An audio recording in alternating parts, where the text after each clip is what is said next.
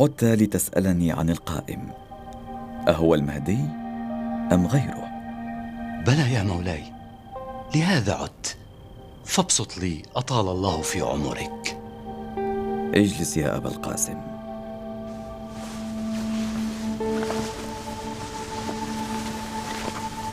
يا أبا القاسم، إن القائم منا هو المهدي، الذي يجب أن ينتظر في غيبته ويطاع في ظهوره، وهو الثالث من ولدي، والذي بعث محمدا بالنبوة وخصنا بالإمامة.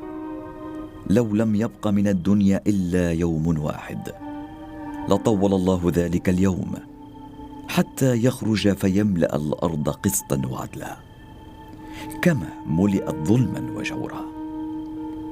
وإن الله تبارك وتعالى ليصلح له في ليلة كما أصلح أمر كليمه موسى عليه السلام، إذ ذهب ليقتبس نارا فرجع وهو رسول ونبي.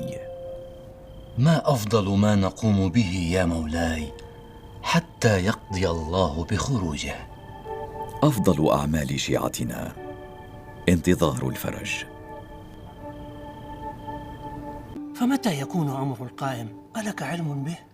يا أبا النصر، والله لو لم يبق من الدنيا إلا يوم واحد لمده الله ما شاء حتى يخرج قائم آل محمد فيملأها عدلا كما ملئت جورا. وإنا لا نقول إلا ما أخبرنا به عن جد رسول الله صلى الله عليه وآله. اللهم صل على محمد وآل محمد. واعلموا بأن أفضل الجهاد كلمة حق عند سلطان جائر، وأنه لا تقي إذا وصل الأمر إلى ضياع معالم الدين.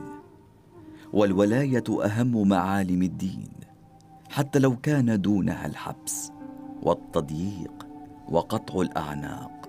ولنا في جد الحسين وشهداء كربلاء عليهم السلام أسوة، وأسأل الله تعالى الرحمة لي ولكم ولسائر المؤمنين.